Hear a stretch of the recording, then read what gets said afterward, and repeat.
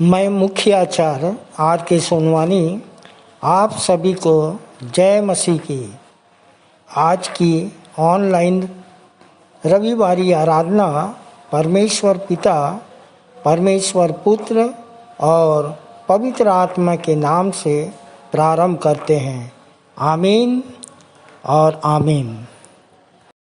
आइए आराधना के प्रारंभ में हम एक छोटी प्रार्थना कर लेंगे और प्रार्थना में अगुवाई करेंगे भाई श्री धर्म निषाद।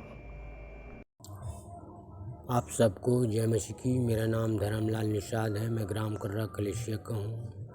प्रभु में आने का मेरा एक कारण था, मेरे घर वाली को शैतानी शक्ति लगी हुई थी।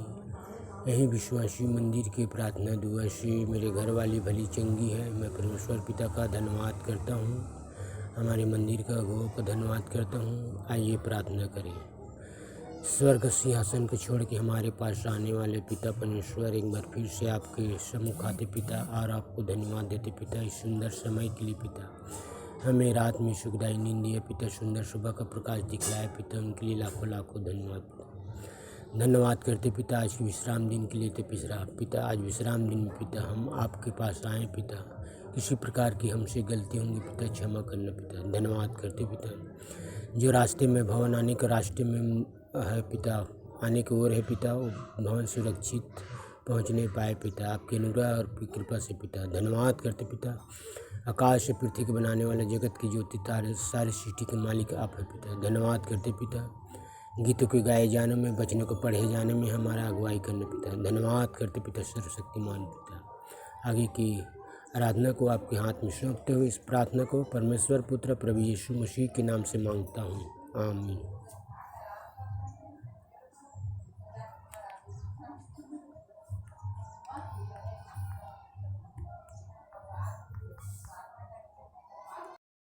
आइए प्रभु की महिमा में एक गीत और गा लेंगे जो हमन गाना गावो से।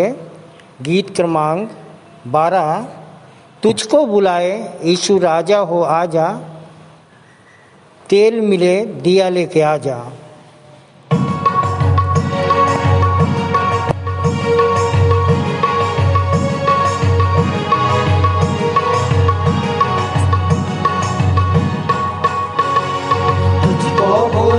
यीशु राजा हो आजा, तेल मिले दिया लेके आजा, मुझे हुई रूह को लेके आजा हो आजा, तेल मिले दिया लेके आजा।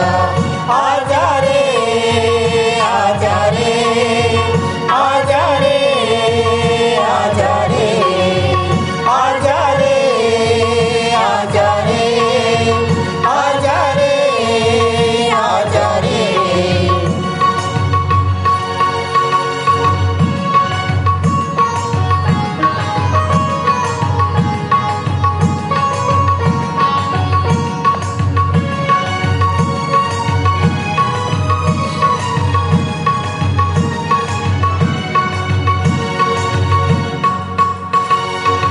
सुस्ती छोड़ो रे, जागो रे, वो बुलाता है तुम्हें, आओ रे, कहीं मौका न जाए और तू पछताए, करे फिर द्वार को बंद, खड़ा तू खटखटाए क्या। अब समय है होश में तू आजा ओ आजा, तेल मिले दिया लेके आजा, मुझे हुई रूह को लेके आजा ओ आजा, तेल मिले दिया लेके आजा। आजा रे आजा रे आजा रे आजा रे।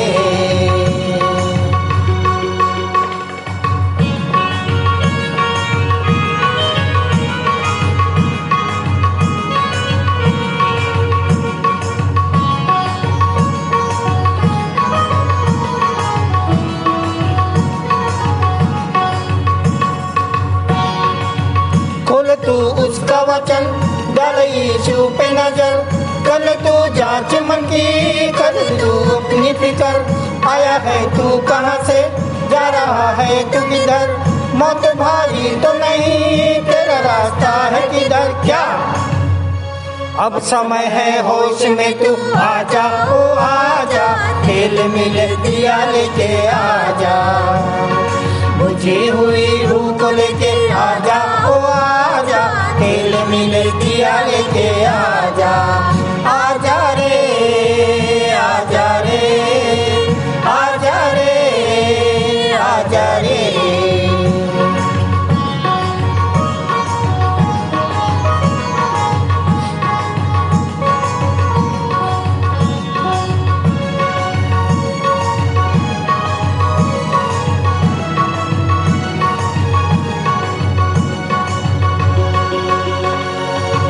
अरे तू होश कर ले कि कहाँ जा रहा है, कल तू यीशु आ रहा है, सभी देखेंगे उसे जिन्होंने उसको छेदा, वो बचाएगा उन्हें, करे जो आज तौबा क्या। अब समय है होश में तू आजा ओ आजा, तेल मिले दिया लेके आजा, बुझी हुई रूह को लेके आजा ओ आजा, तेल मिले दिया लेके आजा, आजा रे आजा रे आजा रे आजा रे आजा रे आजा रे आजा रे आजा रे। दूसरा गीत गाएंगे हमन गाना गाबो से 3 नंबर, तैहा भजबे त भजले यीशु नाम ला।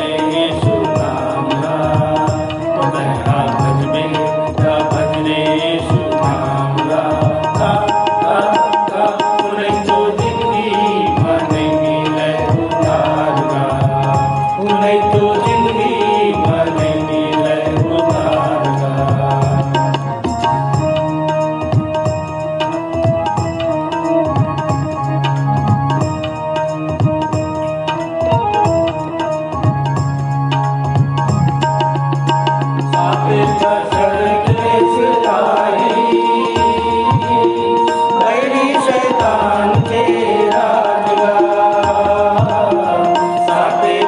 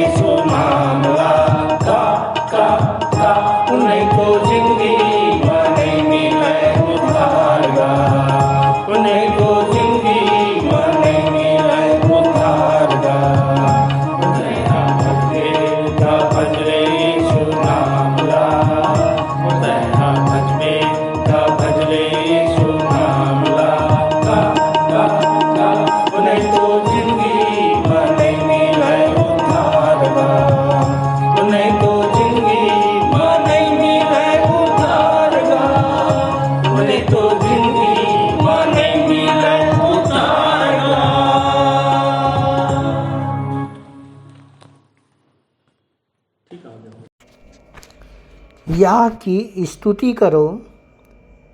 मैं सीधे लोगों की गोष्ठी में और मंडली में भी संपूर्ण मन से यहोवा का धन्यवाद करूँगा।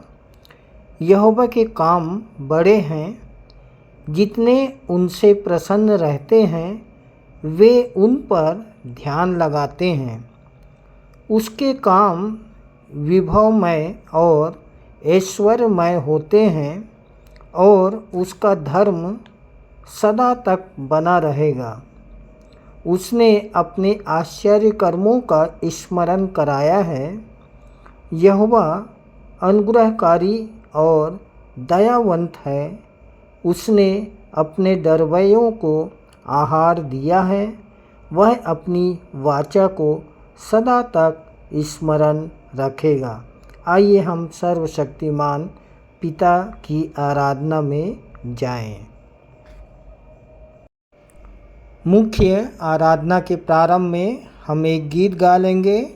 स्तुति के गीत से 116 नंबर, भोर के समय बोते दया रूपी बीज को। भोर के समय बोते दया रूपी बीज को, धूप में भी परिश्रम करते संतन धीरज से काम करते, फल की बाट हम जोते, कटनी में आनंद से फल हम पावेंगे। काम का पूरा फल, काम का पूरा फल लावेंगे आनंद से, काम का पूरा फल, काम का पूरा फल, काम का पूरा फल लावेंगे आनंद से, काम का पूरा फल।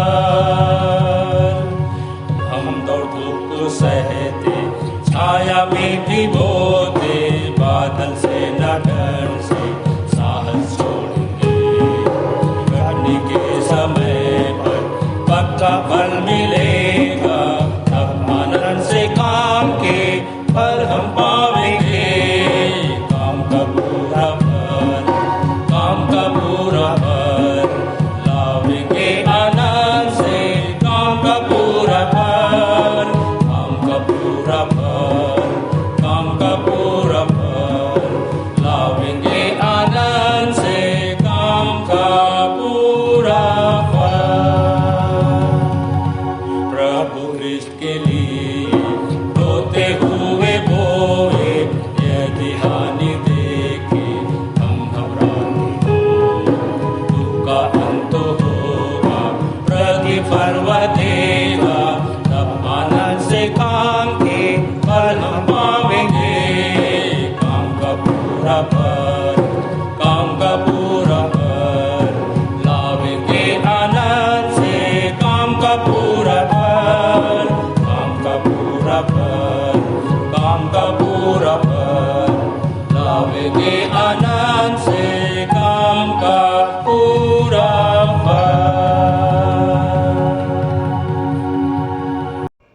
उत्तरवादी की रीति से पढ़ने के लिए हम सब निकाल लेंगे। प्रकाशित वाक्य 2 अध्याय 1 से 17 पद तक पढ़ लेंगे। पढ़ने में अगुवाई करेंगी श्रीमती लक्ष्मी केवट और उत्तर देंगे भाई श्री राकेश साहू। आप सबको जय मसीह की। मेरा नाम राकेश कुमार साहू है और विश्वासी मंदिर आते मुझे 12.5 वर्ष हो गए और यहीं आके मैंने जीवते परमेश्वर को जाना है जो आपके और हमारे अंदर रहता है। परमेश्वर पिता का मैं धन्यवाद देता हूँ जिन्हें मुझे इस योग्य समझा कि मैं उत्तरवादी पढ़ने के लिए इस जगह पर मैं खड़े हो सका। इसके लिए परमेश्वर पिता और हमारे संचालक मंडल का धन्यवाद करता हूँ। जय आप मसीह। सभी को जय मसीह की। मेरा नाम श्रीमती लक्ष्मी कैवर्थ है। प्रभु को जाने 13 वर्ष हो गए। उससे पहले मैं बहुत ज़्यादा शैतानी शक्ति से ग्रस्त रहा करती थी। विश्वासी मंदिर की दुआ और प्रार्थनाओं से बची हूँ। तब से जैसे मैं बची हूँ औरों को बचाने के प्रयास करती हूँ। परमेश्वर पिता का और अपने संचालक मंडल का धन्यवाद करती हूँ। यह सुंदर अवसर हमें मिला कि हम उत्तरवादी पाठ पढ़ सके। आइए हम सब उत्तरवादी पाठ पढ़ने के लिए निकाल ले। प्रकाशित वाक्य 2 अध्याय पहले वचन से लेकर 17 वचन तक पढ़ लेंगे। पहला पद मैं पढ़ूंगी और दूसरा पद आप सब भाई राकेश साहू के साथ पढ़िएगा। इफिसुस की कलीसिया के दूत को यह लिख, वह जो अपने दाहिने हाथ में 7 तारे लिए है और वह जो 7 स्वर्ण दीपदानों के मध्य चलता फिरता है, यह कहता है, मैं तेरे कार्यों, परिश्रम और धैर्य को जानता हूँ और यह भी कि तू दुष्ट लोगों की सहन नहीं कर सकता और जो अपने आप को प्रेरित कहते हैं पर है नहीं, तूने उन्हें परखा और झूठा पाया है। तुझ में धैर्य है और तू मेरे नाम के कारण दुख उठाते उठाते थका नहीं। पर मुझे तेरे विरुद्ध यह कहना है कि तूने अपने पहला सा प्रेम छोड़ दिया है। इसलिए स्मरण कर कि तू कहाँ से गिरा है और मन फिरा और पहले के समान कार्य कर, अन्यथा मैं तेरे पास आता हूँ और यदि तू मन न फिराए तो तेरे दीपदान को उसके स्थान से हटा दूंगा। पर इतना अवश्य है कि तू निकुलियों के कार्यों से घृणा करता है, जिसे मैं भी घृणा करता हूँ। जिसके कान हो वह सुन ले कि आत्मा कलीसियाओं से क्या कहता है। जो जय पाए उसे मैं जीवन के वृक्ष में से जो परमेश्वर के स्वर्ग में है खाने को दूंगा। स्मुरना की कलीसिया के दूत को लिख, जो प्रथम तथा अंतिम है, जो मर गया था और अब जी उठा है, यह कहता है, मैं तेरे क्लेश और दरिद्रता को जानता हूँ, पर तू धनवान है तथा इनकी इस निंदा को भी जानता हूँ, जो अपने को यहूदी कहते हैं पर है नहीं, वरन शैतान के सभागृह है। जो क्लेश तू सहने पर है उनसे न डर। देखो, शैतान तुम में से कितनों को बंदी गृह में डालने पर है कि तुम परखे जाओ और तुम्हें 10 दिन तक क्लेश उठाना पड़ेगा। प्राण देने तक विश्वास रहे, तब मैं तुझे जीवन का मुकुट प्रदान करूंगा। जिसके कान हो वह सुन ले कि आत्मा कलीसियाओं से क्या कहता है। जो जय पाए उसे दूसरी मृत्यु से कोई हानि न होगी। पिरगमुन की कलीसिया को दूत को लिख, जिसके पास तेज 2-धारी तलवार है, वह यह कहता है, मैं यह जानता हूँ कि तू वहाँ रहता है जहाँ शैतान का सिंहासन है। तू मेरे नाम पर स्थिर रहता है और तूने मुझ पर विश्वास करने से उन दिनों में भी इनकार नहीं किया जब अंतिपास मेरा विश्वास साक्षी तुम्हारे मध्य वहाँ मारा गया जहाँ शैतान का निवास है। परंतु मुझे तेरे विरुद्ध कुछ कहना है, क्योंकि तेरे यहाँ कुछ ऐसे व्यक्ति हैं जो बिलाम की शिक्षा को मानते हैं, जो बालाक को सिखाता रहा इस इस्राएलियों को ठोकर खिलाए कि वे मूर्तियों पर चढ़ाई हुई वस्तुएं खाएं और व्यभिचार करें। इसी प्रकार तेरे यहाँ भी कुछ ऐसे लोग हैं जो निकुलइयों की शिक्षा को मानते हैं। अतः पश्चाताप कर, अन्यथा मैं शीघ्र तेरे पास आ रहा हूँ और अपने मुख की तलवार से उनसे युद्ध करूँगा। अंतिम वचन हम सब एक साथ पढ़ लेंगे। जिनके कान हो वह सुन ले कि आत्मा कलीसिया से क्या कहता है। जो जय पाए उसे मैं गुप्त मन्ना में से दूंगा और उसे एक श्वेत पत्थर भी दूंगा जिस पर एक नया नाम लिखा हुआ होगा, जिसे प्राप्त करने वाले के अतिरिक्त अन्य कोई नहीं जानेगा। परमेश्वर पिता अपने जीवित वचन के पढ़े और सुने जाने पर हम सबको आशीष दे। आमीन। आमीन।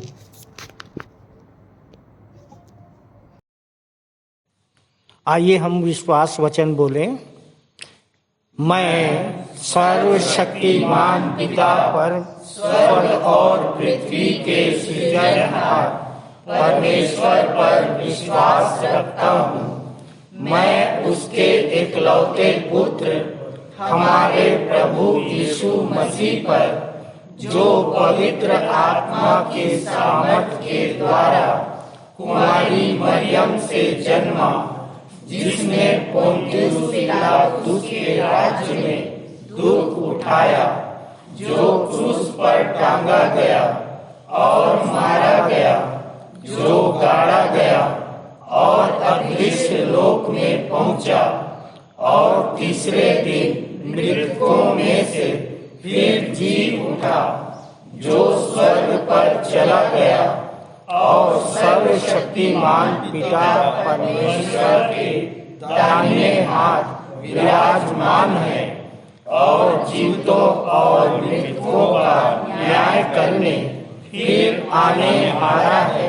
विश्वास रखता हूँ मैं पवित्र आत्मा पर, पवित्र सारी कलीसिया पर, संतों की संगति पर, देह के पुनरुत्थान पर, पापों की क्षमा पर और अनंत जीवन पर विश्वास रखता हूँ। आमीन।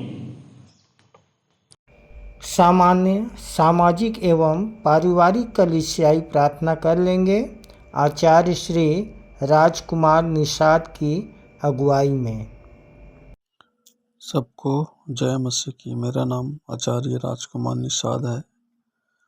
प्रभु में मुझे 12 वर्ष हो गए आने के कारण मेरी लड़की को शैतानी शक्ति लगी हुई थी, और यहाँ के गुरु मंत्र का पर्चा और यहाँ के दुआ प्रार्थनाओं के द्वारा आज भले चंगे है, और जैसे हम बचे हैं वैसे बचाने का प्रयास करते हैं। आइए हम कलीसियाई प्रारंभिक प्रार्थना करें। अपनी आंखों को बंद करें, ध्यान परमेश्वर की ओर लगाएं। महान समर्थी अनुग्रहकारी पिता परमेश्वर, एक बार फिर से तेरे बेटे यीशु मसीह नासरी के नाम से तेरे चरणों को नजदीक आते हैं। बड़े धन्यवाद करते हैं राजा, आज के पवित्र दिन के लिए, विश्रामवार को आपके मंदिर में आकर आराधना करने का, उपस्थित होने का अवसर दिया है। प्रभु, हम आपका हृदय से लाखों लाख धन्यवाद करते हैं। धन्यवाद करते हैं पूरे संचालक मंडल के लिए जो हमें अवसर दिए हैं। प्रभु पिता, हम धन्यवाद करते हैं पिता, जीवित और आत्मिक कलीसिया एवं नए नए विश्वासियों के लिए जिसके साथ हम आपकी आराधना करने पाते हैं। धन्यवाद करते हैं प्रभु जी देश के लिए, जिसमें हम अमन चैन व धार्मिक स्वतंत्रता के साथ रहने पाते हैं एवं प्रचार प्रसार करने पाते हैं। पिताजी, देश के सब धार्मिक राजनीतिक अगुओं को विज्ञान और बुद्धि समझ दीजिए कि देश का संचालन उचित रीति से कर सके, और जहाँ भी देश की उपस्थिति सामान्य है वहाँ तेरी आशीष के द्वारा सामान्य बने रहे। पिताजी, हम प्रार्थना करते हैं प्रांगण के लिए, मिशन अस्पताल के लिए तथा यहाँ के सब कर्मचारियों के एवं मरीजों एवं गंभीर रूप से रोगियों पर भी तेरे दया दृष्टि बनाए रखिए कि वे शारीरिक के साथ साथ आत्मिक चंगाई को प्राप्त करके जा सके। आज का वक्ता द्वारा रोटी तोड़ी गई वचन की रोटी आपकी ओर से होने पाए। प्रभु, हम निवेदन करते हैं कि आत्मिक रोटी को खाकर हम सब तृप्त हो सकें और अन्यों को भी बांटकर आपके राज्य के प्रचार प्रसार को योगदान दे और आपकी महिमा बढ़ा सके। प्रभु पिताजी हम प्रार्थना करते हैं संडे स्कूल के लिए, उनके बच्चों के लिए, महिला सभा, चर्च, पंचायत, जवान सभा और यहाँ के अगुओं को भी बहुत आयत की आशीष मिले कि वो ज्ञान बुद्धि समझ से परिपूर्ण न होने पाए। आपकी आत्मा की अगुवाई उनके संग साथ रहे प्रभु। ऐसे तुझसे निवेदन प्रार्थना करते हैं, हम धन्यवाद करते हैं सुगंध मौसम के लिए जो यहाँ शहर के बीच में, कोलाहल के बीच में हम पिता तेरी स्तुति आराधना करने पाते हैं। हम आपका धन्यवाद करते हैं और पूरे संसार भर में संचालित समस्त आराधनालयों के साथ आगे की आराधनालय को आपके हाथों में सौंपते हुए विनती प्रभु यीशु मसीह के नाम से मांगते हैं, आमीन। धन्यवाद। ये समय है संदेश का और आज का संदेश भाई श्री राहुल जांगड़े देंगे, जिनका विषय है प्रेम कर ले आत्मिक दुश्मन से, प्रेम कर ले आत्मिक दुश्मन से तो परमेश्वर भी इनकार ना करेगा सिद्ध प्रेम के प्रमोशन से। लूका 6:35 पर इनका संदेश आधारित है। आप सबों को जय मसीह की। मेरा नाम राहुल जांगड़े है और विश्वासी मंदिर आते 9 वर्ष हो गए। आने से पहले बहुत सारी समस्याएं जीवन में थी, खूब परेशान रहा करता था, नशा किया करता था और जीवन में किसी प्रकार की शांति नहीं थी। परंतु परमेश्वर पिता का धन्यवाद हो, उनके अनुग्रह से इस मंदिर में मैं आया एक भाई के द्वारा और मैं बचा, और जैसे मैं बच गया हूँ उसे दूसरों को बचाने का प्रयास करता हूँ। मेरे भाइयों बहनों धन्यवाद देता हूँ ऐसे विषय के लिए, ऐसे वचन के लिए जो परमेश्वर पिता ने अपने दास भक्तों के द्वारा मुझे दिया गया है, बोल सकूँ मैं। धन्यवाद देता हूँ, वो हम सब की मदद करे। विषय इस प्रकार है, प्रेम कर ले आत्मिक दुश्मन से, प्रेम कर ले आत्मिक दुश्मन से तो परमेश्वर भी इनकार ना करेगा सिद्ध प्रेम के प्रमोशन से। मेरे भाइयों बहनों, एक छोटी सी कविता के साथ मैं अपना संदेश प्रारंभ करूंगा। तो कविता इस प्रकार है, दुश्मन को गर नहीं कर पाए हम माफ़, दुश्मन को गर नहीं कर पाए हम माफ़ तो कैसे क्षमा करेगा परमेश्वर हमारे पाप। यीशु मसीह की प्रेम की नहीं है कोई सीमा, यीशु मसीह की प्रेम की नहीं है कोई सीमा, दुश्मन से प्रेम कर करवाए स्वर्ग राज के लिए बीमा। जो दुश्मन से करता है प्रेम उसका नहीं होता कभी डिमोशन, जो दुश्मन से करता है प्रेम उसका नहीं होता कभी डिमोशन। प्रेम के एक एक सीढ़ी चढ़ने से मिलेगा प्रमोशन, प्रेम के एक एक सीढ़ी चढ़ने से मिलेगा प्रमोशन। मेरे भाइयों बहनों, यूहन्ना 3:16 में लिखा है कि परमेश्वर ने जगत से ऐसा प्रेम किया कि उसने अपना एकलौता पुत्र दिया ताकि जो कोई उस पर विश्वास करे वह नाश ना हो परंतु अनंत जीवन पाए। मेरे भाइयों बहनों, वही जगत में हम रहते हैं, वही जगत से परमेश्वर ने हमको चुनकर अपने स्वर्गीय राज्य में लाया है। मेरे भाइयों, क्यों लाया है? ताकि हम उसके संतान बन सके, उसके वारिस बन सके, उसके लोग बन सके, उसके याजक बन सके, उसके पवित्र याजकों का समाज बन सके। और मेरे भाइयों बहनों, जब हम बनते हैं उनके याजक, उनकी संतान, उसकी प्रजा बनते हैं, पतरस की पत्री के अनुसार जैसे लिखा है, तुम परमेश्वर की निज प्रजा हो, उसके घराने के हो, उसकी संतान हो। मेरे भाइयों बहनों, जब हम प्रभु में आगे बढ़ते हैं, हम उन्नति करते हैं, हमारे जीवन में आशीषें आती हैं, तो कहीं ना कहीं समाज के माध्यम से, दल बल के माध्यम से, अन्य किसी प्रकार के माध्यम से, घर परिवार के माध्यम से, कोई बड़े के माध्यम से हमारे जीवन में विरोध होते हैं। तो क्या वो हमारे आत्मिक दुश्मन है? अगर हमारे आत्मिक दुश्मन है तो हमको उनसे प्रेम करना है, हमको उनसे प्रेम करना है, हमको सुसमाचार सुनाना है, उनको बताना है, मत्ती 28:18 का पालन करना है ना। ब्रह्मांड का मालिक, दुनिया का मालिक प्रभु यीशु मसीह इस दुनिया में आके, अर्श से फर्श पे आके इतना कुछ सहे हैं, इतना कुछ उन्होंने हमारे लिए सहा है। इब्रानियों 12:2 में क्या लिखा है प्रभु यीशु मसीह के बारे में? इसलिए उस पर ध्यान करो जिसने अपने विरोध में पापियों का इतना विरोध सह लिया कि तुम निराश होकर साहस न छोड़ो। क्यों सह लिया? कि हम निराश होकर साहस न छोड़ें। किसके विरोध में? आत्मिक दुश्मनों के विरोध में, है ना। मेरे भाइयों बहनों, हमको भी प्रभु यीशु मसीह की तरह बनना पड़ेगा। जैसे पतरस की पत्री में लिखा है कि हम भी उसके पद चिन्हों पर चले। मेरे भाइयों बहनों, हमको प्रभु यीशु मसीह के जैसा बनना पड़ेगा, तभी हम सिद्ध प्रेम कर सकते हैं। तभी हमारे अंदर पेशेंस की क्षमता बढ़ सकती है, सहने की क्षमता बढ़ सकती है, धीरज की क्षमता बढ़ सकती है।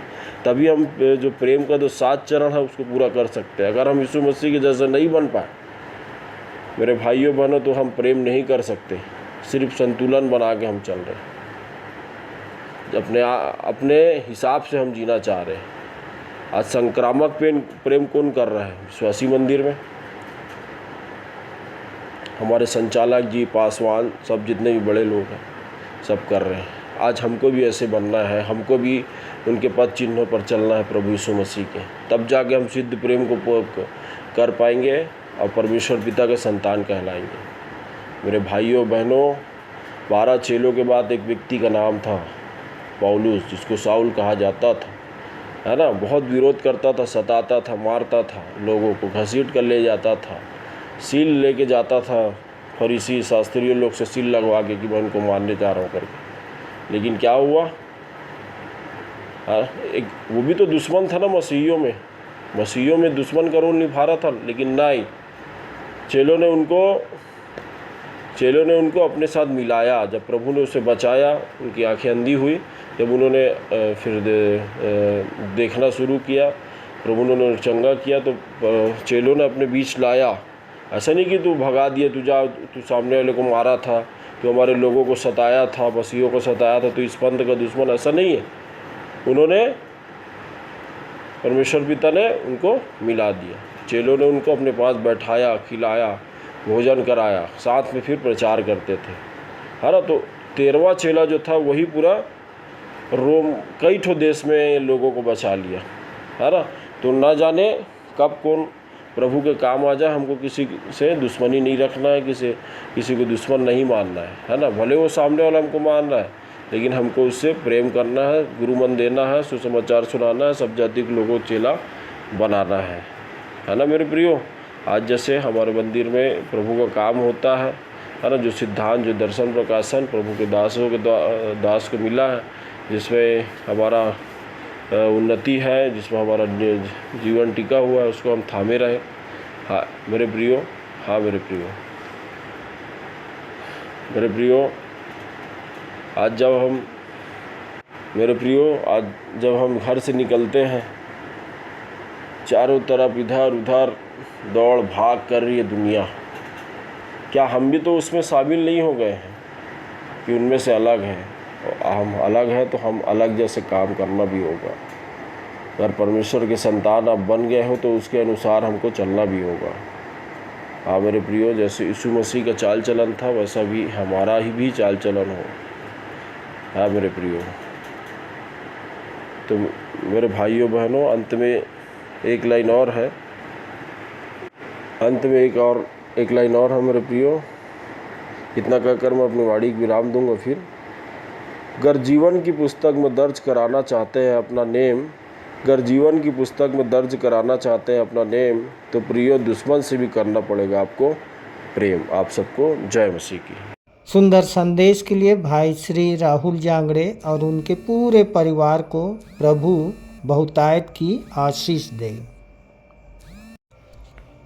प्रभु भोज विधि का संचालन सहायक सह आचार्य श्रीमती आरती करोसिया के द्वारा।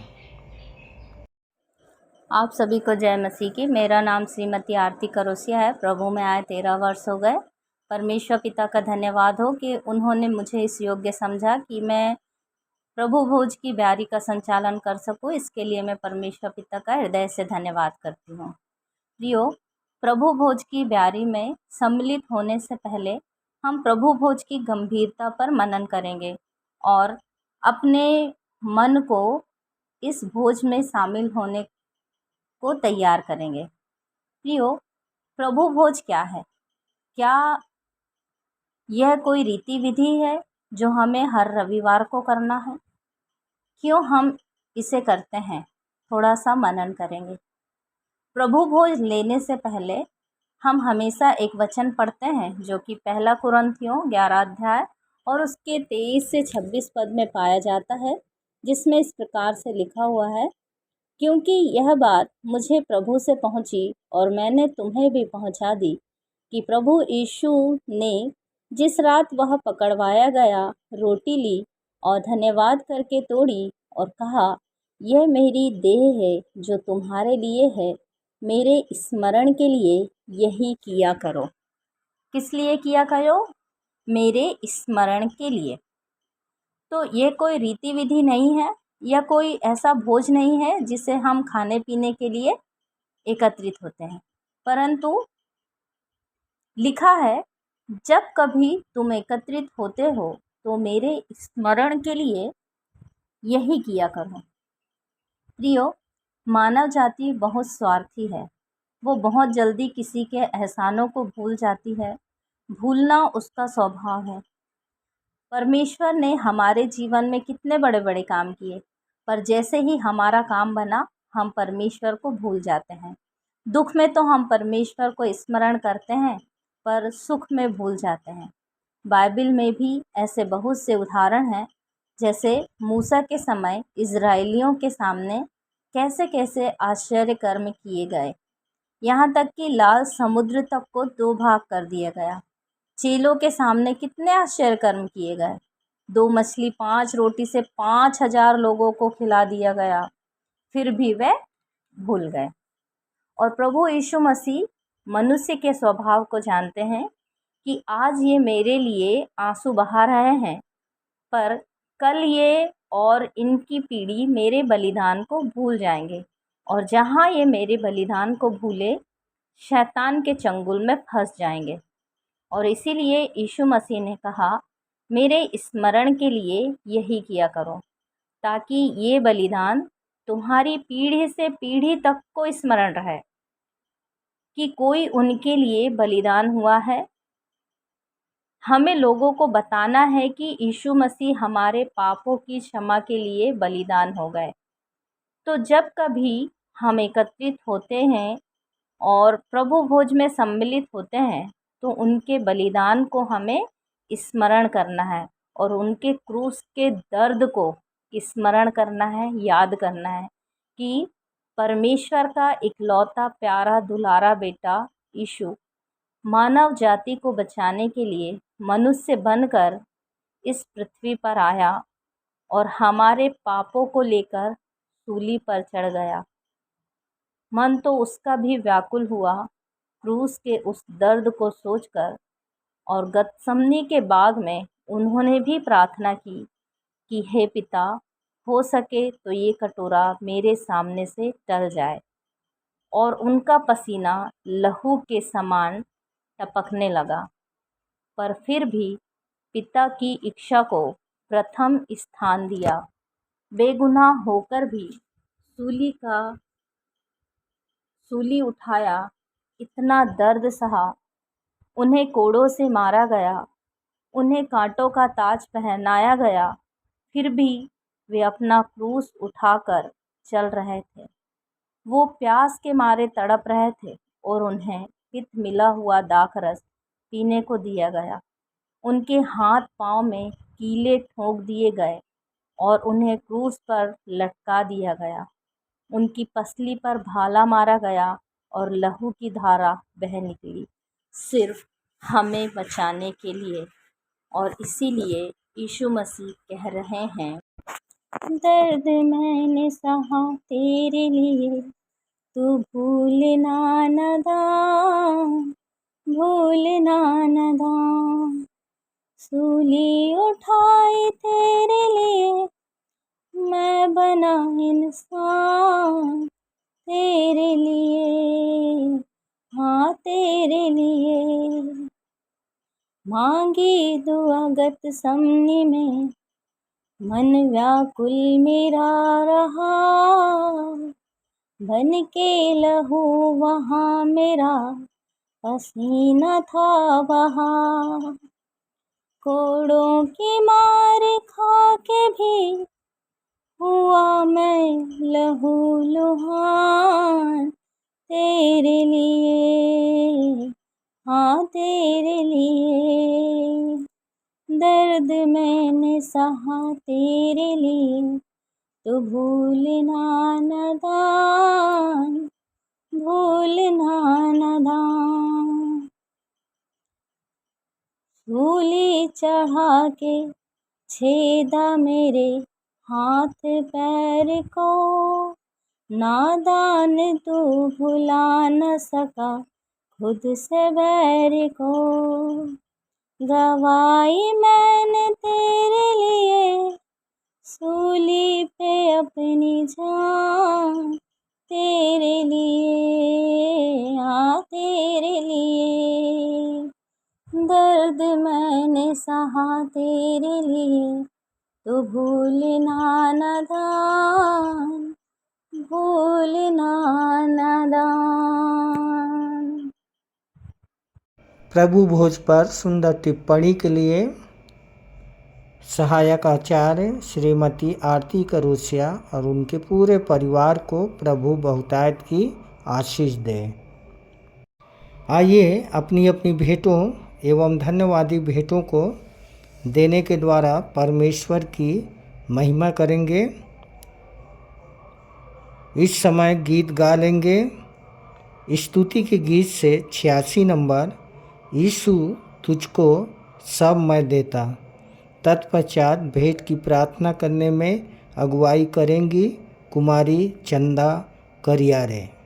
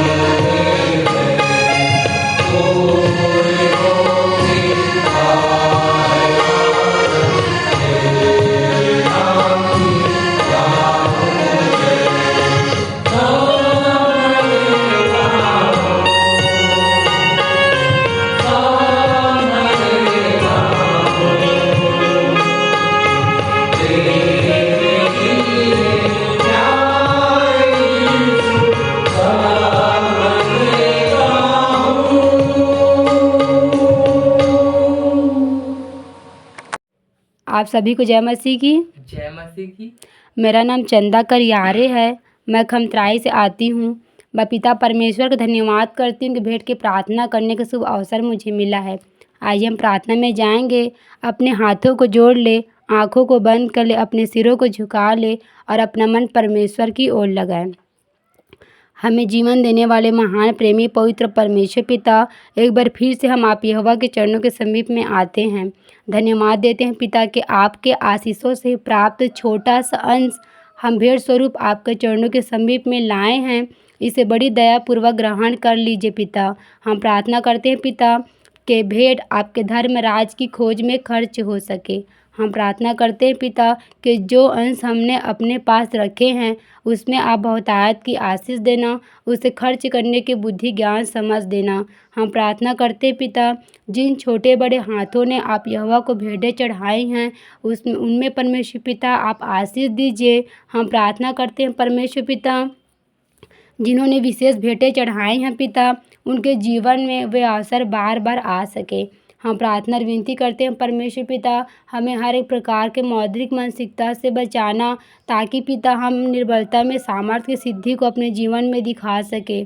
परमेश्वर पिता होने देना कि इससे बढ़ के हम अपने आप को जीवित, पवित्र और भावता हुआ आप यहोवा को बलिदान करके चढ़ाने वाले हो सके। हम परमेश्वर पिता हम प्रार्थना विनती करते हैं कि आगे के शेष आराधना को आप यहोवा के हाथों में सौंपते हुए छोटी विनती प्रभु यीशु मसीह के नाम से मांगते हैं, आमीन। मैं मुख्य आचार्य R.K. सोनवानी आप सभी को जय मसीह की। आप लोगों को सूचना से अवगत करा दूं, हमारी रविवारी आराधना ऑनलाइन और ऑफलाइन दोनों चलती है। समय का विशेष ध्यान दें, प्रातः 10 बजे से दोपहर 12:30 बजे तक।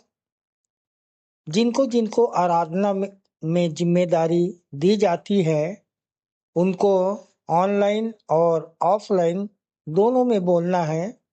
ऑनलाइन के लिए अपना ऑडियो बनाकर शुक्रवार शाम तक अवश्य ही मुझको भेज देवें। विशेष सूचना प्रायः यह देखा जा रहा है कि ऑनलाइन आराधना में जो प्रार्थना उत्तरवादी पाठ है, जो संदेश है कि रिकॉर्डिंग शुक्रवार शाम तक नहीं भेजी जाती, जिससे शनिवार रात भर सेटिंग करने में लग जाता है। अतः अब संचालक मंडल द्वारा निर्णय लिया गया है कि जिसकी रिकॉर्डिंग शुक्रवार शाम तक नहीं पहुंचेगी उसे आने वाले समय में अवसर नहीं दिया जाएगा। तदनुसार इस आदेश का कड़ाई से पालन किया जाएगा। आदेशानुसार संचालक मंडल विश्वासी मंदिर बिलासपुर। 20/10/2024 की रविवारी आराधना के लिए आप लोगों को सूचित कर दूं, जिसका संचालन सहायक सह आचार्य श्रीमती नसीम श्रीवास के द्वारा, प्रारंभिक प्रार्थना कुमारी संगीता खांडे के द्वारा, उत्तरवादी पाठ इब्रानियों 2 अध्याय पूरा पढ़ लेंगे और पढ़ने में अगुवाई करेंगी कुमारी पूजा ध्रुव और उत्तर देंगी कुमारी प्रियांशी ध्रुव। सामान्य सामाजिक एवं पारिवारिक कलीसियाई प्रार्थना सहायक सह आचार्य श्री ऋषि वर्मा के द्वारा। संदेश हम सुन लेंगे श्री सुनील कोसरिया के द्वारा, जिनका विषय है गर प्रेम में नहीं होंगे सिद्ध, गर प्रेम में नहीं होंगे सिद्ध तो नोच खाएगा गिद्ध। आप अपने संदेश के लिए 1 कुरिन्थी 13 अध्याय मत्ती 24-28 ले सकते हैं। प्रभु भोज विधि का संचालन आचार्य कुमारी बबीता सिंह के द्वारा। भेंट की प्रार्थना श्रीमती मीना सूर्यवंशी के द्वारा। मुख्य संदेश हम अपने संचालक जी से उत्तरवादी पाठ पर हम सुन लेंगे। अंतिम प्रार्थना आचार्य श्री मूर्ति नारायण करोसिया जी के द्वारा और सह संचालक श्री आशीष जलाल जी की आशीष से सभा का समापन करेंगे। धन्यवाद। आइए अंत में सुन लेते हैं अपने मंदिर के संचालक जी द्वारा पिछले सप्ताह के संदेशों की समीक्षा एवं उत्तरवादी पाठ पर संक्षिप्त टिप्पणी तथा आज के व्यवहारिक जीवन में इसका उपयोग। प्रभु यीशु मसीह के मधुर और मीठे नाम में फिर से एक बार आप सबको जय मसीह की। हम परमेश्वर पिता का धन्यवाद करते हैं इस सुंदर और स्वर्ण अवसर के लिए, यदि हम आपस में चर्चा कर कुछ उसके वचनों से सीख सकते हैं। प्रियो, मैं पिछले सप्ताह की कुछ बातों को स्मरण करता हूँ, जबकि मैंने एक कंपेयरिंग किया था।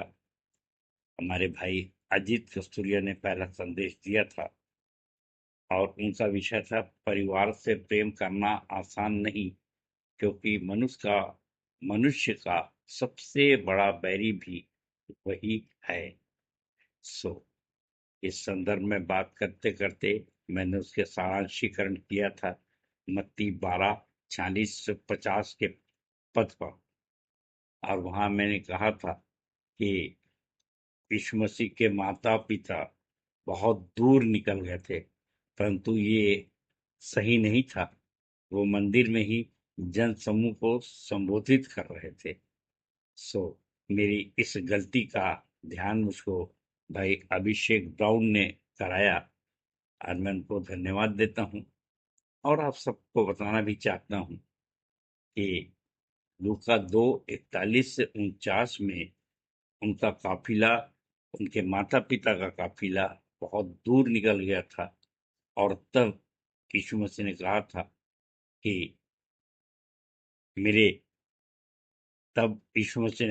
कि मेरे पिता के घर में मुझको रहना अवश्य है। तो ये दो अलग अलग बातें हैं, आप इसको ठीक कर लीजिएगा। और जो भी गलती हुई उसके लिए मैं क्षमा प्रार्थी भी हूँ और धन्यवाद देता हूँ कि ऐसी छोटी सी गलती रहती है, लेकिन कोई मुझको जब बताता है तो बड़ी खुशी होती है। धन्यवाद। और प्रियो, मुझको खुशी भी इस बात की होती है कि अगर ऐसी छोटी मोटी गलतियां होती हैं और अवगत कराया जाता है, तो इससे मुझको एहसास होता है कि हाँ, मेरे संदेशों को लोग ध्यान से सुन रहे हैं। और आपको भी अगर ऐसा कुछ कहीं कोई कमी हो तो अलग से मुझको व्हाट्सएप पे जरूर बता सकते हैं। भाई अभिषेक ब्राउन और उनकी पत्नी दोनों को बहुत बहुत धन्यवाद। और इसके पश्चात पिछले सप्ताह हमारे सामने बहन कुमारी ऋचा भोसले ने प्रेम के तीसरे चरण पर संदेश दिया था, और जिनका विषय था पड़ोसी का प्रेम नहीं है इजी, क्योंकि याजक लेवी की तरह सब हैं बिजी। पड़ोसी का प्रेम नहीं है इजी, क्योंकि याजक और लेवी की तरह सब हैं बिजी। संदर्भ लूका 10:27-37। और बहन को प्रभु में 10 वर्ष हो गए हैं, और बताती हैं कि उसके पहले वो नहीं जानती थी, पड़ोसी का समझती थी जो हमारे पड़ोस में रहता है, मात्र वही पड़ोसी है। परंतु जब मैंने बाइबिल जाना, यहाँ संदेश सुना, तब जाना कि हर एक वो व्यक्ति जो यीशु मसीह को नहीं जानता हमारा पड़ोसी है, और हमें उसे बचाना है। और जैसा कि दयावंत शिमरोनी की कहानी बताई बहन ने लूका 10:27 से, कि कैसे वहां पर 3 पात्र थे, एक याजक था, दूसरा लेवी था और तीसरा सामरी। और ये याजक और लेवी धार्मिक अगुवे हुआ करते थे, और सामरी ने उस घायल यात्री पर तरस खाया और अपनी सवारी से उतरा और अपनी सवारी में उससे बिठाया, और इसके पहले उसने अपने जीवन को खतरे में डालकर कि डाकू उसको भी लूट सकते थे, उसकी मरहम पट्टी किया और उसके लिए खर्च किया। और हमें भी अगर ऐसी स्थिति आ जाए तो न केवल खर्च करना, बल्कि अगर आवश्यकता पड़े तो उधार लेकर भी उस व्यक्ति को बचाना है। और इस प्रकार से तन, मन और धन लगाना है, और याजक और लेवी की तरह सिर्फ संदेश देने वाले, प्रेम पे भाषण देने वाले ही ना बने रहें। और इसके लिए यीशु मसीह के त्याग को स्मरण करना है, क्योंकि उसने भी अपना प्राण देकर हमको बचाया है। और स्मरण करें लूका 16 के उस धनी और लाजर के घटना को, जहाँ कि धनी ने कभी लाजर पे ध्यान नहीं दिया, और अगर वो पड़ोसी जानकर उसको सुसमाचार देता, उसको बचाता, तो निश्चित रूप से वो भी स्वर्ग में होता। परंतु इसके विपरीत वो जो पड़ोसी था, लाजर था, वो स्वर्ग गया और वो नरक में ही रह गया। बहन ने बताया कि गलातियों 5:14 के अनुसार इस सारी व्यवस्था इसी बात पर पूरी हो जाती है कि अपने पड़ोसी से अपने समान प्रेम करें। हमको भी इसी प्रकार से व्यवस्था पूरी करना है। और प्रियो, मेरा बहुत प्रिय वचन है रोमी 13:8-10, जहाँ की ऐसा लिखा है कि आपस के प्रेम को छोड़ और किसी बात में किसी के कर्जदार न हो, कि जो दूसरे से प्रेम करता है उसी ने व्यवस्था पूरी की, क्योंकि यह कि व्यभिचार न करना, हत्या न करना, चोरी न करना, लालच न करना, और इनको छोड़ और कोई भी आज्ञा हो तो सबका सारांश इस बात में पाया जाता है कि अपने पड़ोसी से अपने समान प्रेम रख। प्रेम पड़ोसी की कुछ बुराई नहीं करता, इसलिए प्रेम रखना व्यवस्था को पूरा करना है। तो प्रियो, प्रैक्टिकल में जब मैंने इस वचन को सुना, समझा और आत्मसात किया और उसके बाद किया, तब जाकर के आज विश्वासी मंदिर इस तरह से खड़ा है। परमेश्वर बहन को भी, बहन ऋचा भोसले को भी खूब आशीष दे, और अपनी ज्ञान बुद्धि से और भी ज्यादा भरपूर करे। सबको धन्यवाद। और इसके पश्चात हमारी बहन, हमारी सह संचालिका डॉक्टर अर्चना राम ने प्रभु भोज का संचालन किया, और बहन ने बताया कि कैसे महायाजक वर्ष में एक बार मेमने का लोहू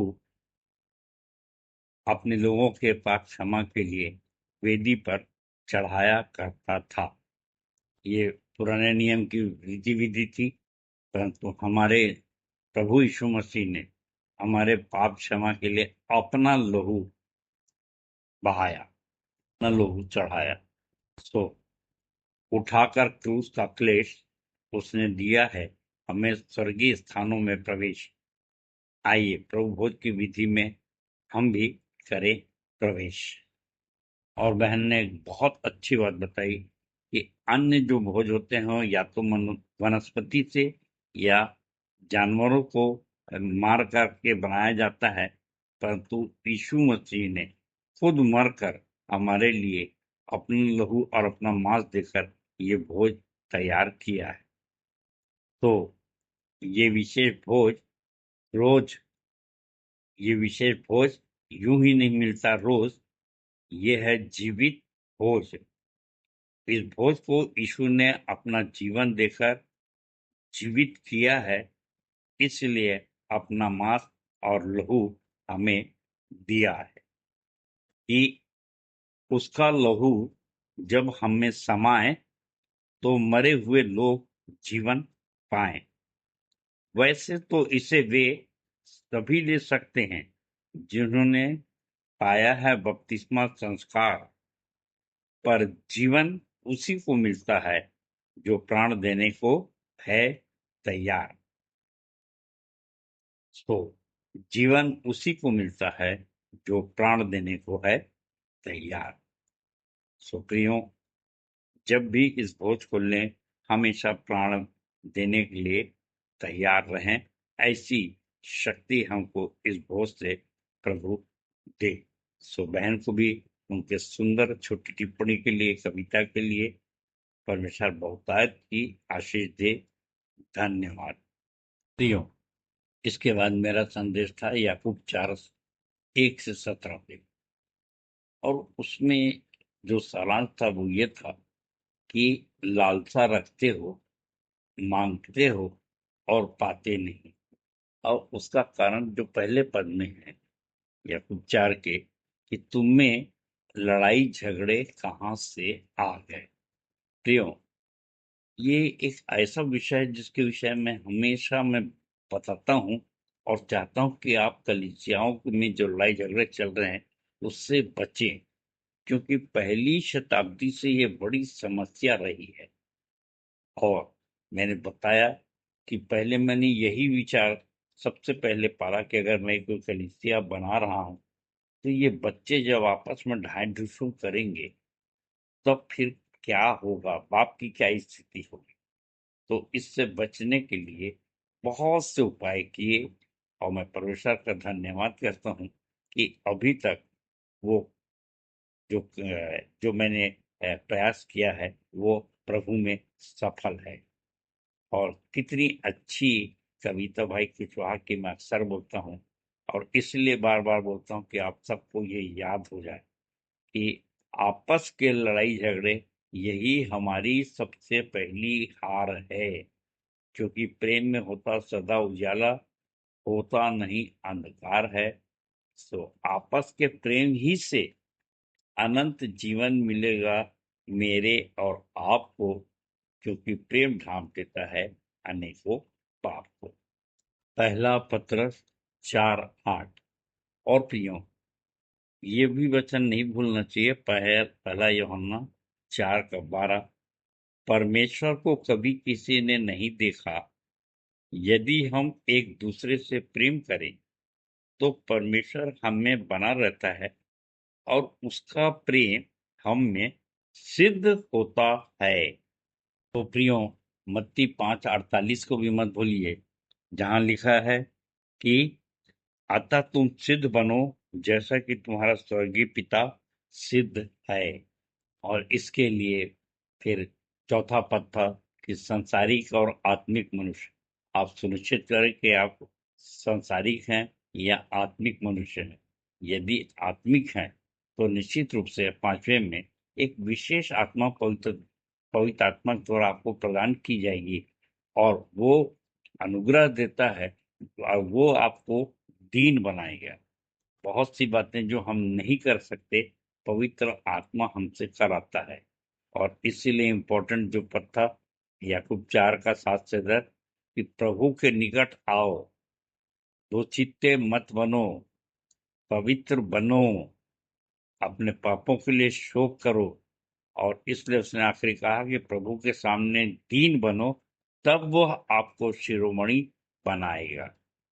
और इसलिए अब 12वें पद के अनुसार जरूरी है कि अगर कोई हमें चोट पहुंचाए, हमारी बदनामी करे, तो हम उसकी बदनामी न करें और दुश्मन से भी लाभ उठाएं। दुश्मन से भी प्रेम करके लूका 6:35 के अनुसार परम प्रधान की संतान बने। सो कितने आनंद की बात है कि विश्वासी के लिए सब चीज मिलकर भलाई ही को उत्पन्न करती, फिर काहे के लिए डरते हैं। और इसलिए याकूब ने सुनाया 13 से 16 में कि तुम्हारा जीवन भाप के समान है, और इसलिए घमंड न करो, हर बात का फायदा उठाओ। और हम जानते हैं कि मृत्यु कहाँ नहीं, अरे मृत्यु तो 100% निश्चित है। सो क्यों न हम भलाई करें और अनंत जीवन की तैयारी करें। तो अंत में 17वें पद के अनुसार जो भलाई करना जानता है और नहीं करता, ये उसके लिए पाप है। तो इन दो बातों का ध्यान रखें कि दुचित्तापन भी पाप है 8वें पद के अनुसार, कि परमेश्वर के निकट आओ तो वह भी तुम्हारे निकट आएगा। हे पापियों, अपने हाथ शुद्ध करो, और हे दुष्ट लोगों, अपने हृदय को पवित्र करो। सो परमेश्वर करे कि जब हम मांगे तो जैसे यीशु मसीह ने कहा, मेरी भेड़ें मेरा स्वर पहचानती है और मैं उनका स्वर पहचानता हूँ। तो आजकल मोबाइल का जमाना है कि आप जब जैसी हेलो कहें, आप वो कहे हाँ मैं तुम्हें जानता हूँ, और मांगने से पहले हमको दे दे। और परमेश्वर करे इस वचन के द्वारा मेरे और आप सबको आशीष मिले। धन्यवाद। अब आ रहे हैं आज के उत्तरवादी पाठ पर, जो प्रकाशित वाक्य 2:1-17 में पाया जाता है। आइए देखें। सबको जय मसीह की। धन्यवाद। प्रभु यीशु मसीह के मधुर और मीठे नाम में फिर से एक बार आप सबको जय मसीह की। प्रियो, आज का उत्तरवादी पाठ है प्रकाशित वाक्य 2:1-17। और यहाँ पर फिर से हम आज के समय में इन कलीसियाओं के अध्ययन से क्या प्राप्त कर सकते हैं, कौन सी शिक्षा प्राप्त कर सकते हैं, हम देखने जा रहे हैं। और इसमें है पहले इफिसुस की कलीसिया, स्मुर्ना की कलीसिया और पिरगमुन की कलीसिया। और ये सारी जो ऐसे तो 7 कलीसिया का वर्णन है यहाँ पर, परंतु हमारे लिए सिर्फ आज के लिए मनन के लिए है सिर्फ 3 कलीसिया जिनका मैंने अभी वर्णन किया है। तो प्रियो, ये पाठ क्यों लिखा गया? क्योंकि आज हमारे सामने भी एक कलीसिया है, हम किसी न किसी कलीसिया के मेंबर सदस्य हैं। और व्यक्तिगत रूप से अगर देखा जाए तो हम भी एक कलीसिया हैं। और इसके विषय में इफिसुस 5 का 27 और 32 पद आप देख सकते हैं। और तत्कालिक संदर्भ के लिए मैं इफिसियों 5 का 27 और 32 पद पढ़ रहा हूं, जहां इस प्रकार से लिखा है 27वां पद, और उसे एक ऐसी तेजस्वी कलीसिया बनाकर अपने पास खड़ी करे, जिसमें न कलंक है, न झुर्री, न कोई ऐसी वस्तु, वरन पवित्र और निर्दोष हो। और 32वां पद, इस कारण मनुष्य माता पिता को छोड़कर अपनी पत्नी से मिला रहेगा, और वे दोनों एक तन होंगे। सॉरी, ये 31वां पद था, 32वां पद है। यह भेद तो बड़ा है, पर मैं कलीसिया, मसीह और कलीसिया के विषय में कहता हूँ। तो प्रियो, इसके पहले कि हम इस अध्याय के अध्ययन में आगे बढ़ें, मैं चाहता हूँ कि कलीसिया को 2 रूप में आप देख सकें। एक तो वो कलीसिया जिसके मैं और आप मेंबर हैं, और दूसरा व्यक्तिगत रूप से भी हम एक कलीसिया हैं, प्रभु यीशु मसीह की दुल्हन है या दुल्हन बनना चाहते हैं। सो पहले की कुछ पंक्ति मैं पढ़ रहा हूँ। प्रकाशित 2, इफिसुस की कलीसिया के दूत को यह लिख कि जो सातों तारे अपने दाहिने हाथ में लिए हुए है और सोने की 7 जूठों के बीच में फिरता है, वह यह कहता है कि मैं तेरे काम और परिश्रम और तेरा धीरज जानता हूं, और यह भी कि तू बुरे लोगों को तो देख नहीं सकता, जो अपने आप को प्रेरित कहते हैं और है नहीं, उन्हें तूने परख कर झूठा पाया है। और तीसरा पद, और तू धीरज धरता है और मेरे नाम के लिए दुख उठाते उठाते थका नहीं। प्रियो, आज के समय में जब अपन कलीसियाओं को देखते हैं या अपने आप को व्यक्तिगत रूप से देखते हैं तो हम जानते हैं, और कई बार हम नहीं भी मानते हैं कि हमें ये अच्छाई है और ये बुराई भी है। और इसीलिए कलीसिया में भी यही स्थिति होती है कि हर कलीसिया में बुराइयां भी होती हैं, अच्छाइयां भी होती हैं, परंतु यहाँ पर यूहन्ना जो है दर्शन देख रहा है पतमुस टापू में, और यीशु मसीह उसको लिखवा रहे हैं और कहते हैं कि भाई लिख, और कलीसिया की अच्छी बातों का वर्णन कर रहे हैं। और इसके पश्चात फिर हम देखेंगे कि उसकी जो कमी बची है वो भी बता रहे हैं। पर व्यक्तिगत रूप से हमारे बीच में ये समस्या होती है कि अगर हम दूसरों की कलीसिया की बुराई देखें और अपनी कलीसिया को न देखें, या हमारे विषय में यदि कोई कहता है तो हम उसके लिए बुरा ना माने, तो निश्चित रूप से हम जैसे आलोचक को, समालोचक को हम धन्यवाद दें तो निश्चित रूप से हमारी प्रगति होगी। और मैं याद करता हूँ हमारे बीच में हम एक संत के बारे में जानते हैं, कबीर के बारे में, तो उसने कहा, निंदक निरे राखिए आंगन कुटी छबाए, बिन पानी साबुन बिना निर्मल करे सुहाए। तो आवश्यक है कि आज के पाठ से हम सीखें कि अगर कोई हमारी कमी बताता है और हमारी रचनात्मक समालोचना करता है तो हमको हृदय से उसके प्रति आभारी और धन्यवादित होना चाहिए। तो चौथे पद में यहाँ पर लिखा है, पर मुझे तेरे विरुद्ध में यह कहना है कि तूने अपना पहला सा प्रेम छोड़ दिया है। प्रियो, साधारण और चलती भाषा में हम कहते हैं कि मतलब निकल गया तो पहचानते नहीं, यूं जा रहे हो जैसे हमें जानते नहीं। तो ये कैसा होता है? संसार में ये बड़ी एक समस्या है, और मैं समझता हूँ कि एक बहुत अच्छी टिप मैंने अपने कौन जाएगा कविता में लिखा है कि पाप क्षमा उद्धार और मुक्ति से मैं अपने पा चुका हूँ, बयाने में आत्मा लेकर पहले ही खा चुका हूँ, शेष रहा अनंत जीवन, तो ये तो मेरी मिरास और बपौती है।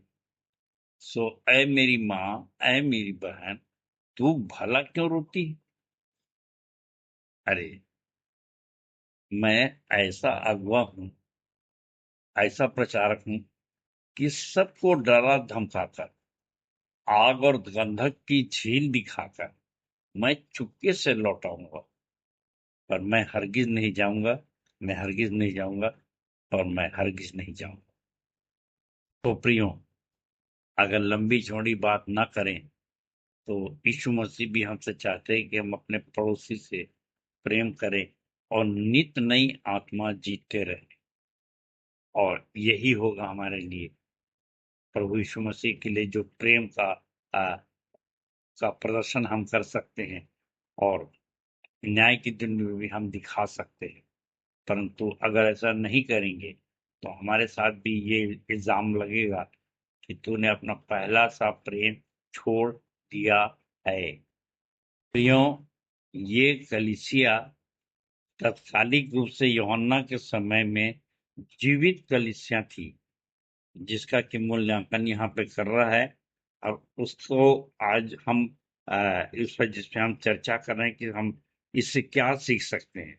सो पांचवा पद देखिए, सो चेत कर कि तू कहाँ से गिरा और मन फिरा और पहले के समान काम कर, पर यदि तू मन न फिराएगा तो मैं तेरे पास आकर तेरी दीवट को उस स्थान से हटा दूंगा।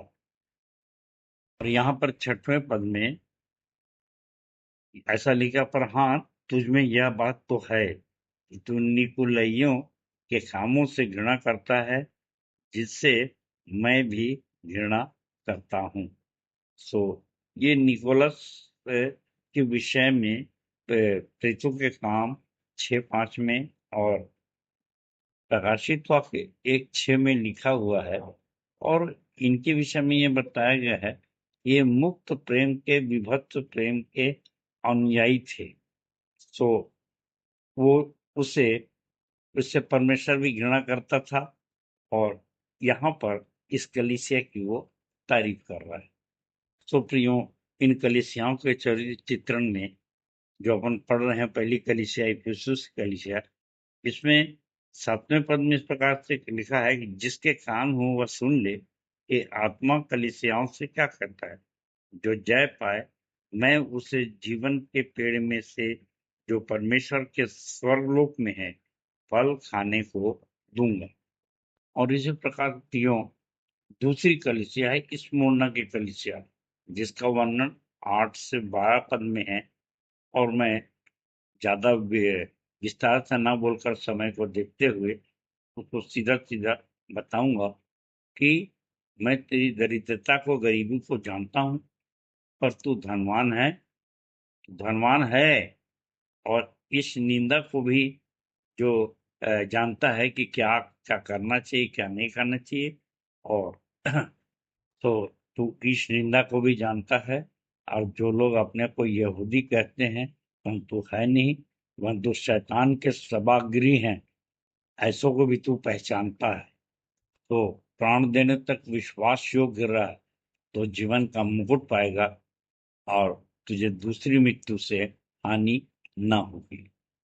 और इसके पश्चात 13 से 14 पद में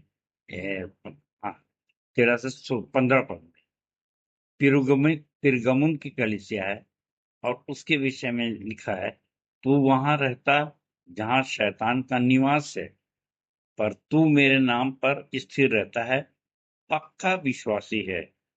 पर तेरे विषय में ये कहना है कि तू बिलाम की शिक्षा को मानता, जो हलाक के द्वारा इस्राएलियों को ठोकर खाने का कारण बना। प्रियो, इसके लिए गिनती 22 और 23 और 31 अध्याय पढ़ सकते हैं। 15वें पद में वही निकुलियों की शिक्षा को के विषय में आलोचना करता है और इसके विषय में मैंने पहले कहा कि उनसे मुझे घृणा है। यहाँ पर यीशु मसीह के शीघ्र आने का वर्णन करता है यूहन्ना, मैं शीघ्र आ रहा हूँ, मुख की तलवार चलाऊंगा और युद्ध करूंगा और उनका नाश करूंगा। इसके लिए जो पुरस्कार है 17वें पद का अंतिम पद है, वो मैं आपके सामने पढ़ रहा हूँ।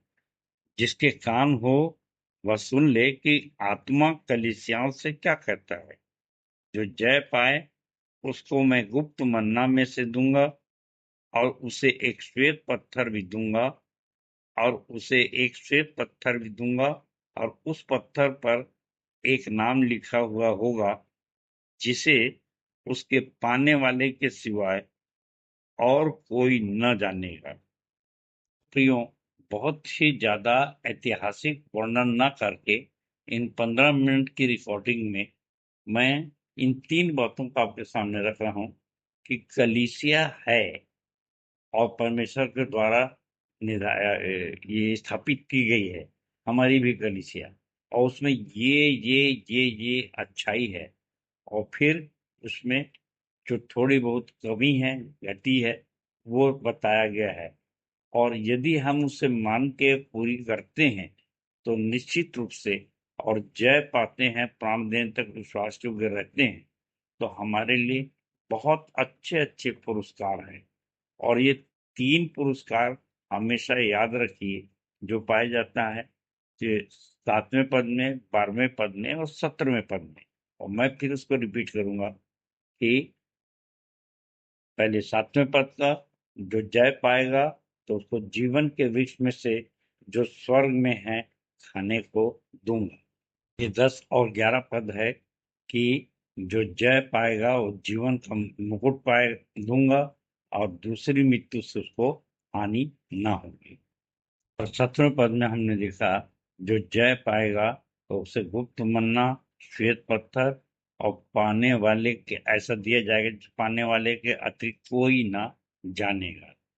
तो प्रियो, हमारे पास भी एक बहुत प्रैक्टिकल अनुभव है, जैसे अपन व्यवहारिक ज्ञान के बारे में चर्चा करते हैं, बताते हैं, और यूहन्ना 3:11 के रेडियस पे 11-12 के रेडियस पे हम संदेश देते हैं। तो यहाँ पर एक बात है कि हमारे पास एक कलीसिया है, विश्वासी मंदिर, और हम भी एक कलीसिया है, और निश्चित रूप से हमारे पास भी कुछ अच्छाइयाँ हैं, कुछ कमजोरियां हैं, बुराइयां हैं, और निश्चित रूप से हम एक आदर्श कलीसिया के रूप में जाने जाते हैं। और बहुत अच्छा अचीवमेंट है कि हम नए विश्वासियों को, बहुत से विश्वासियों को जीतते हैं और प्रतिदिन विश्वासी मंदिर जाते हैं। फिर भी कुछ लोग जो हमको गाइड करते हैं, हमारा मार्गदर्शन करते हैं, बड़े ध्यान से उनको सुनिए, और यदि कोई कमी बताते भी हैं और जो हमें नहीं भी है, तो उसके लिए कभी नाराज मत होइए, क्रोधित मत होइए। यदि धीरज से अपना काम करते रहेंगे तो ये तीनों पुरस्कार हम निश्चित रूप से पाएंगे। जीवन के वृक्ष में से जो स्वर्ग में है वो खाने को मिलेगा, जीवन का मुकुट भी पाएंगे, और गुप्त मन्नत तो खा रहे हैं, श्वेत पत्थर भी पाएंगे। तो परमेश्वर अपने वचन के कहे जाने पर आशीष दे सबको। जय मसीह की, जय मसीह की, और जय मसीह की। धन्यवाद। उत्तरवादी पाठ पर सुंदर सारगर्भित एवं व्यवहारिक टिप्पणी के लिए अपने संचालक जी का बहुत बहुत धन्यवाद करते हैं। तालियां। हम अपनी आराधना के अंतिम भाग में हैं। अंतिम गीत गाएंगे। स्तुति के गीत से 17 नंबर जय जय यीशु, जय जय यीशु।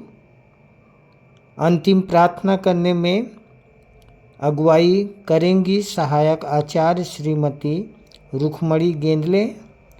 प्रभु की प्रार्थना और सह संचालिका डॉक्टर अल्पना राम जी की आशीष से सभा का समापन करेंगे।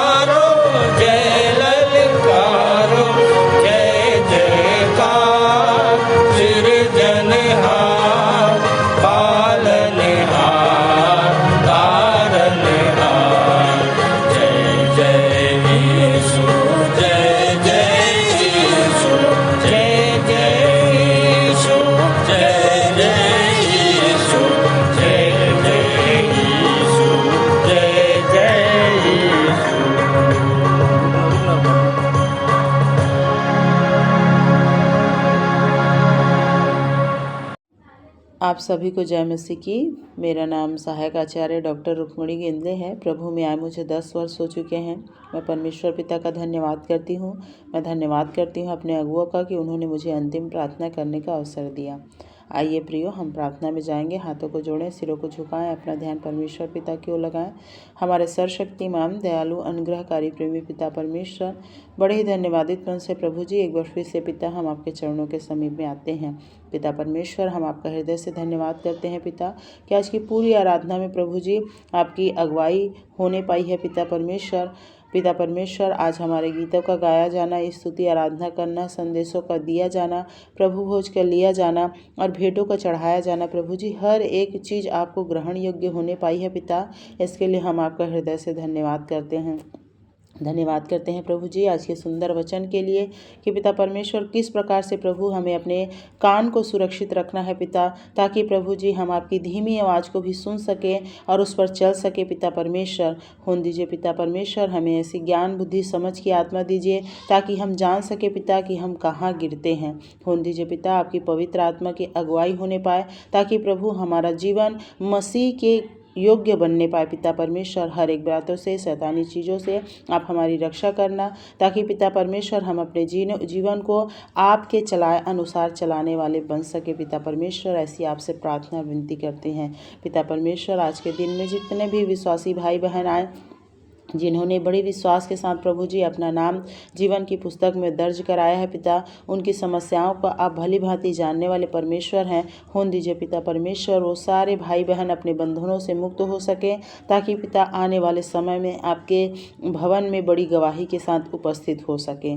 पिता परमेश्वर, जब हम यहाँ से जाते हैं आप हमारे मार्ग में रक्षा मदद अगुवाई कीजिएगा ताकि सुरक्षित पहुँच पिता एक बार फिर से आपके नाम को महिमा देने पाए। पिता परमेश्वर, हम आपसे विशेष रूप से प्रार्थना करते हैं पिता कि इस सप्ताह आप हमें संभाले रखिएगा, ऐसा मन दीजिएगा पिता परमेश्वर ताकि आने वाले सप्ताह में हम फिर से सभी विश्वासी भाई बहन एकजुट हो सके और एक साथ मिलकर प्रभु जी आपकी महिमा प्रशंसा बड़ाई करने पाए। सारी बातों के लिए आपका हृदय से धन्यवाद करते हैं पिता, और धन्यवाद करते हैं प्रभु कि आपने हमारी प्रार्थना को सुना, उत्तर हाँ आमीन में दिया। बड़े विश्वास के साथ छोटी विनती यीशु मसीह के नाम से मांग लेते हैं, आमीन।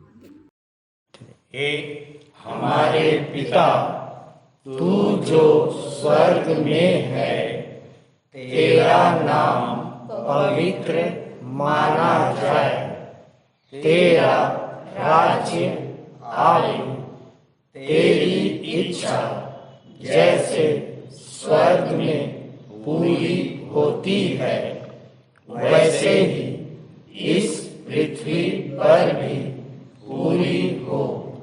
हमारे दिन भर की रोटी आज हमें दे, और जैसे हमने अपने अपराधियों को क्षमा किया है वैसे ही तू भी हमारे अपराधों को क्षमा कर, और हमें परीक्षा में ना डाल परंतु बुराई से बचा, क्योंकि राज्य, पराक्रम और महिमा सदा तेरे ही है, आमीन। अब शांतिदाता परमेश्वर, जो हमारे प्रभु यीशु को, जो भेड़ों का महान रखवाला है, सनातन वाचा के लहू के गुण से मरे हुओं में से जिलाकर ले आया, तुम्हें हर एक भली बात में सिद्ध करे, जिससे तुम उसकी इच्छाएं पूरी करो, और जो कुछ उसको भाता है उसे यीशु मसीह के द्वारा हम में उत्पन्न करे। सो अब हमारे पिता परमेश्वर का प्रेम, प्रभु यीशु ख्रीष्ट का अनुग्रह और पवित्र आत्मा की शांति और सहभागिता हम में से हरेक के साथ अब से लेकर सदा काल तक होती रहे, आमीन।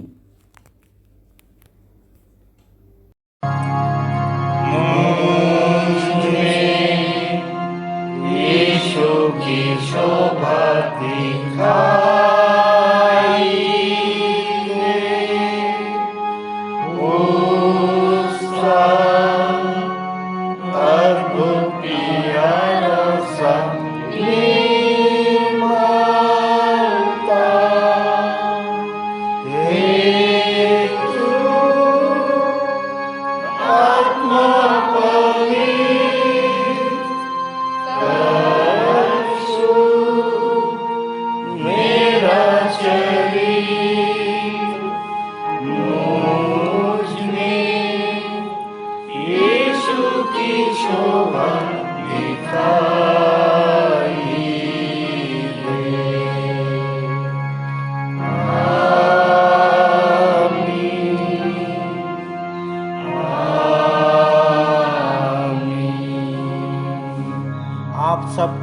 जय मसीह की। जय मसीह की।